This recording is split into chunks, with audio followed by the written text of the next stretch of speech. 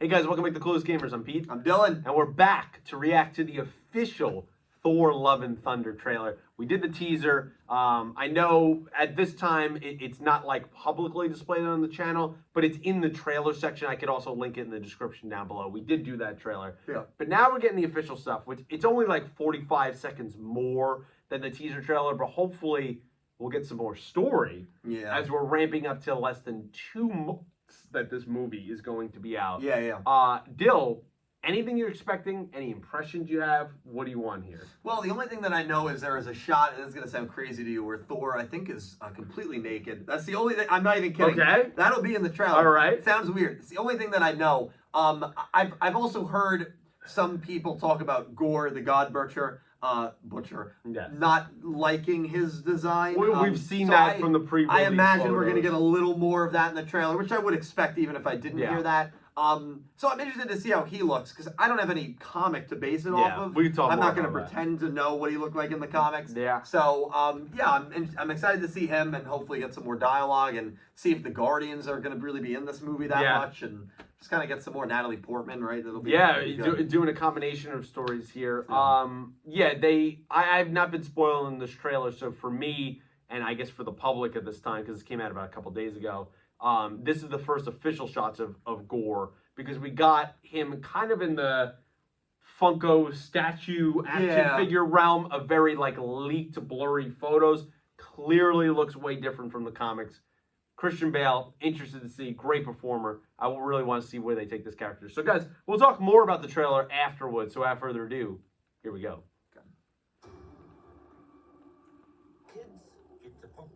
Is that him? No, it's Korg. This is probably when he's with the Guardians. Like doing the same Sweet Child of Mine song. Yep.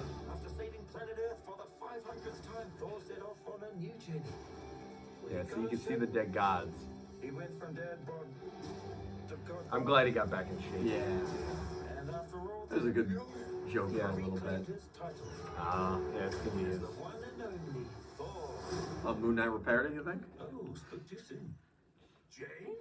Oh, he's got the cool helmet too. Cool. That's cool. The old ex-girlfriend. She looks great. It's been like 3, 4 years? 8 years, 7 months and 6 days. Classic guy versus girl during breakups. So wait, that looks like Olympia. Right. This is gonna be fun, man. The only ones who gods care about. The sword, baby. Is themselves. Ooh, okay. Okay. It's like vampire-esque. Right out of the comic from the last time. Gods will die. It's so funny because he doesn't look that strong, but I know obviously he is. Oh yeah. Like he looks like pale and like gangly. Oh yeah. Oh, is that a planet? Man, I'm so glad it looks like he has the Necro sword, or a version of it. Gods being oh shit! Ooh, Valkyrie. Yeah.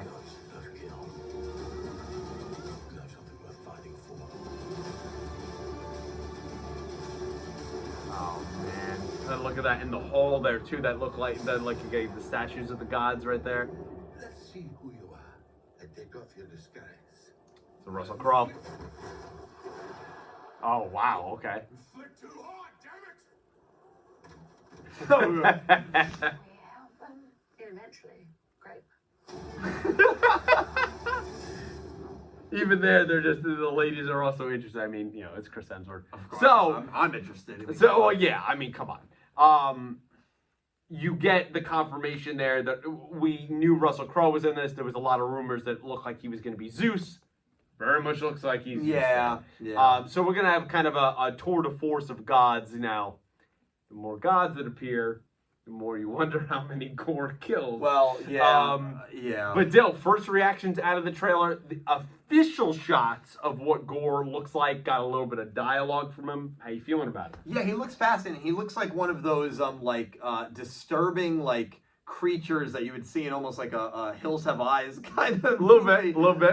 And so I wouldn't associate someone that looks the way he does with the amount of obvious power that he has. Yeah. And I don't think a lot of people maybe would have taken him seriously, like kind of people like me that maybe don't know him from the comics.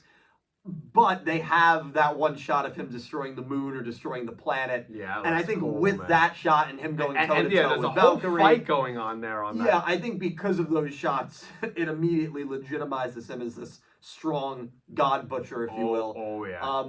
Yeah, the look is interesting. Valkyrie, I'm gonna be nervous for some of these characters. Like, look at that shot. Yeah, it's like it looks like vampire. It looks like the blood coming down. The eyes are really listen, cool touch. You have to speak on it more. I mean, obviously, you know what he's, I guess, quote unquote, supposed to look like. That's really cool. I mean, what are your thoughts on it? This shot right here, right? Like, it looks like they're in a hall of like statues of gods here in the background.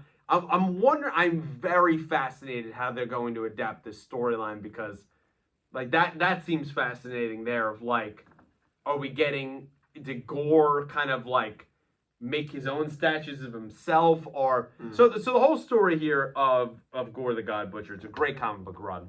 Only 12 issues. I have it. You should actually read it before this. It looks very different. Gorr in the comic books is gray. He has kind of squid-like tentacles for his head. Yeah, he actually looks like this thumbnail right here. So, see that background one? Oh, yeah. Very different in the face. It's the nose. Really. The nose, the tentacles to the head. He looks very different. It's... he kind of just looks... Yeah, I know. It's kind of funny to look at. Yeah, I think the reason why they change it so much is, well, one, the other way, expensive. You would probably have to motion capture it very Thanos-like, because you really can't do it with makeup and prosthetics and make it actually look good. It's a very complicated look, right? The second reason is, I think it's Christian Bale. You want to try to make it look somewhat like him, to have his facial expressions actually come through. And so where a Thanos character, like, yeah, you have to make him look the way he looks comic book wise for the most part. There's a little room for adaptation you could have with Gorr, and it could still work. I personally will say I'd rather them have kept the way he actually looks. This is a little bit too human-like of a look for me. I'm not the biggest fan of it. However, I'm a huge fan of the villain, of the character. I want to see where it goes. Yeah. The story itself is, I don't have to summarize the entire thing here, but it's very wacky. It's basically Gorr comes from a planet that has experienced hard times. They're going through droughts. His people are on the move. They pray to the gods for rain. They pray for help. There is no answer. He goes along. His family ends up dying. And I think it's his son and his wife. And he sees two gods that are not Thor fighting in a field over just bullshit god stuff. And he realizes that the gods are not listening to their prayers. They don't really care. And that he then gets an opportunity with these gods kind of attacking each other. One of them leaves a sword that gives him godly-like powers. It's called the Necro Sword. We'll see how they kind of adapt that here, but he has some kind of sword. And he kind of becomes a god himself.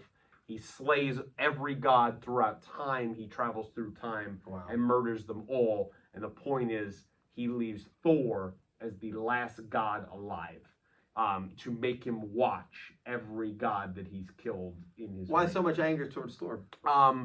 They had just a conflict of, like, Thor actually ends up being one of the gods that actually usually listens to some prayers.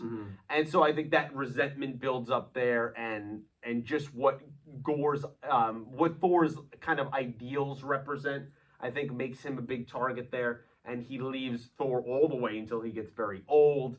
He has attack dogs that he imprisons them with, and he basically locks King Thor at that point as a prisoner in his own palace to make him watch towards the end. He enslaves Thor's granddaughters. It's a whole thing. Wow. And the whole trick of the comic is, as it goes on, Gorr basically becomes a god himself. Everything he's hated, he's becoming. Right. And so that's the whole storyline as it goes on. And it's a great thing of time travel. There's 3 Thors at one point. You get kind of the boat shot. They're doing an adaptation here. All 3 Thors, young, the current stage Thor, that comic, and old King Thor all team up. And it's a great story. And Gorr, in some ways, kind of ends up being, maybe not towards the end, but at least to the first half of the comic, kind of sympathetic. You understand what he's talking about. Yeah. And then he kind of, loses a little bit. He creates a god bomb. It's this whole thing. For this, seems like we're staying in that same mantra, except we're doing the Ragnarok style, where Ragnarok very much combined that storyline with Planet Hulk. Yeah. We're getting Mighty Thor here in Jane, right, with the Gorr stuff. So, like, yeah. Dill, I mean, what are your thoughts on Jane being Thor, having Mjolnir? How's that going to work? I mean, does that interest you? Yeah, it interests me, but I feel like she's gonna die. That's an early prediction. I mean, what was the last Thor movie that we saw her in? Dark World. Okay, and I never saw Dark World. I didn't see Ragnarok, so there's a lot of the Thor stuff, so I do apologize for that I'm not really caught up with. Yeah. With his specific movies. So, I don't know, to bring back such a big character like this, I feel like they won't kill her. Yeah, but is there going to be a purpose for her after this? Or is it just to bring her back for this movie to have a crazy impact? I don't know how they're going to do it. I mean, how are they explaining how Mjolnir is put back together? It's clearly the one Hela destroyed. You can see all the cracks in there. Well, there is a comic where Moon Knight puts it back, right? There is. It also, Mighty Thor, which is Jane. Yeah. The whole thing is, a lot of times she becomes Thor. She ends up getting diagnosed with cancer, and actually being Thor decelerates her cancer progression. Okay. Are we going to play on any of that? Are we going to ignore that part of the story? I mean, like, I have so many questions about how they're going to adapt these two things. Yeah, that part, I didn't realize that was its own story, is definitely going to be interesting. Yeah. I think the humor with them being of the breakup. Yeah, of the breakup is gonna be funny and fun to watch. Good infusion of good comedy that hits in this trailer, and the serious stuff with Gorr versus Thor. Definitely. Where's that final fight there? Is that on the moon or planet he destroyed? Like, I'm wondering, because Valkyrie's there, you see Thor there. How's all that going to go, man? The sword, how are they going to play also on get that? a shot of Drax, right? Babe Batista's character for a little bit. Yeah, I think they're going to be in a I think the Guardians no Chris Pratt in this trailer. No, we saw him in the last one. I think they're going to be very much the first act. And because we know from the teaser trailer, he's still struggling to find his place. And I think now it's almost like he's distracted by two different things. Jane is Thor now as well. And then also here's this, omnipotent creature who has a grudge just murdering gods. And so now it kind of gives him a distraction and try to maybe find his place. Yeah. For the first time in the 4 movies now. Yeah. I think this is the last Marvel movie that I'm like really hoping will be good. Well, I'm hoping all of them will be good, but looking forward to. This is also a big one because this is the first movie of one of the original Avengers in Phase 4. Yes, you'll say Black Widow, but remember, Black Widow is a prequel. That character is dead. Thor is a main character that we're seeing move forward after Endgame. So this is also a very pivotal movie here, in my opinion. For I should also add for the rest of the year, not for the rest of Marvel, but for the rest of the year. Yeah, so I'm very excited how this is all going to work. I even down to that last scene there of him being naked, like, are they going to just fully show stuff when the theater comes out? They can't show that in the trailer. You can see it blurred out, but they can blur that out in the movie. I think they'll show his backside. I don't think they'll show. Yeah, there's always male frontal nudity. It seems like they always stay away from it a lot of times. But yeah, fun bit with Valkyrie and Jane there being like, yeah, maybe they're not interested in him like that anymore, but it's like, it's a nice kind of view to see here, and I guess all for Olympia to see. But guys, let us know what you think of the official trailer for Thor: Love and Thunder. A lot to talk about here. Really excited. Less than 2 months that we're going to have for this movie. So many storylines to come forward. Let us know what you thought of this trailer and anything we missed down below. Like the video, subscribe channel, share with your friends, and be so kind. And until next trailer reaction, thanks for watching. Thank you.